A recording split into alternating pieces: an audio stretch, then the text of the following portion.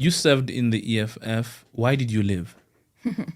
I think there were a lot of reasons. I mean, I was elected as the first deputy secretary of Gauteng, and at first I felt so honored and excited and like acknowledged. And then I looked around and I thought, what is a white person doing in a black struggle actually? Okay.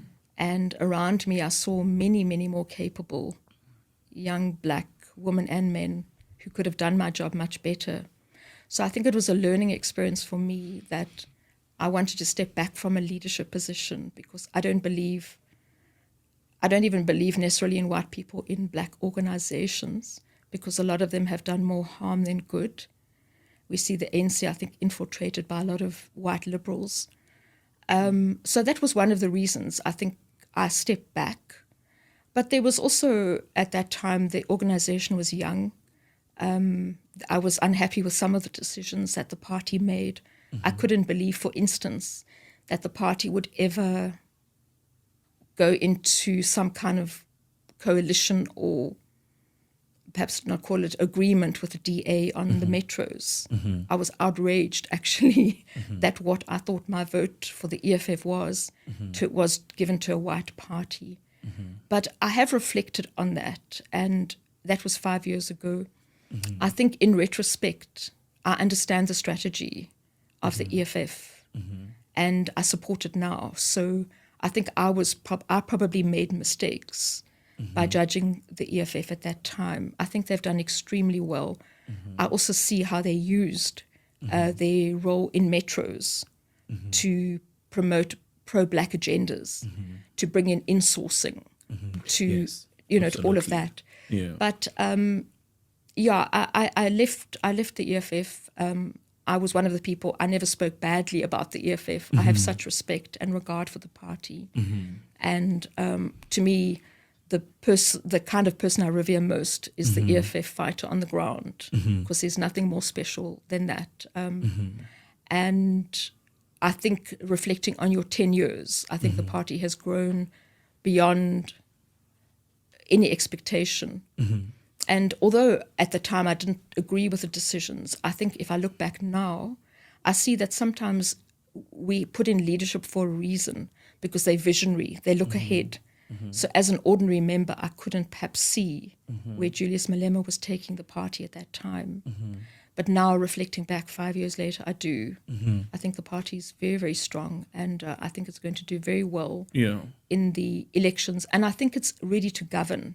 I think in the areas that it's participated in, it's done extraordinarily well. So I think South Africans can look forward to a different paradigm of government. Yeah, because what I understand the EFF to be is a political party that represents the poor and the marginalized. As long as the interest of the poor and the marginalized is represented, the EFF is fine, because the EFF is not power hungry. And I remember that type of agreement when the EFF voted for the DA in Joburg at the time, because the objective was to ensure that there's insourcing. And the former DA mayor, Herman Mashaba, confessed to say, if it wasn't for the EFF, well, insourcing was not going to be a reality in that part of the city in Johannesburg. Now, that is the nature and the character of the EFF. It doesn't put itself first.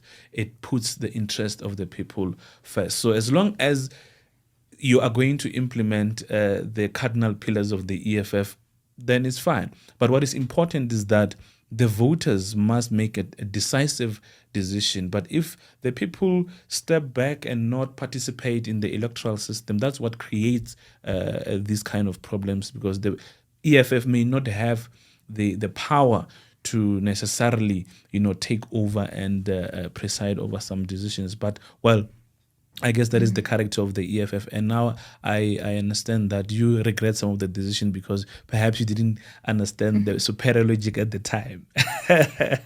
Well, I think that the EFF also is a learning organization. It's certainly done better ideologically than I thought. Certainly coupling with the DA or the current parties in any way, to me, is not optimal. But I think it was a tactical decision. what I would like to see it doing now is to form coalitions or partnerships or alliances with the Pan-Africanist black parties. And I think that's where the future lies. So I'm encouraged to see like some talks with the PAC and other organizations. ATM, I don't know what's happening. The newly formed MK party, I think, is an interesting thing. I hope they work with EFF rather than trying to save the ANC, which is an unworthy and impossible task. So I think there's enough potential on the left of the ANC to do something really magical in this country. And I do believe that EFF has shown there's enough potential on the left of the ANC to do something really magical in this country. And I do believe that EFF has shown its leadership in that regard. And I hope other parties get behind it in creating a 2024 that is Yes. a 1994. Yeah, our 2024 is our 1994 indeed. So looking at the political landscape in South Africa, what do you think is the type of government that South Africans deserve? Now we are gravitating towards the 2024 elections, national and provincial elections. What type of government do you think South Africans deserve, and do you think these elections will usher in such government? Well, I hope people vote wisely. I still worry that the ANC could come in with enough votes, either alone or with their fellow bedmates, the DA. I mean, to me, that's a match made in heaven, and they belong together. And but they could still take power, and that would be very unfortunate. That's why I was saying a moment ago to encourage a black formation, a truly black formation of parties, would be very powerful. But I think it's all about reimagining the future. Perhaps I'm being too influenced by the work of Thomas Sankara, where he said, we must dare to create a future. And I think EFF has done that brilliantly. It's set a new way. I mean, the 7 cardinal pillars are revolutionary. It will completely transform the way South Africa lives, breathes, does business, raises its children.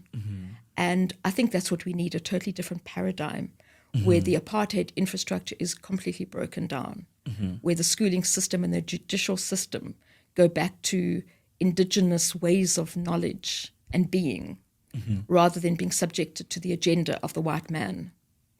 And in real terms, what I find very depressing is that the ANC government, which we call a once upon a time liberation party, has not only failed to bring about liberation, but they failed to bring about basic services to their people. I mean, yes, absolutely. To think that 30 years later, black people in the country are fighting for basic rights to access to water, to electricity,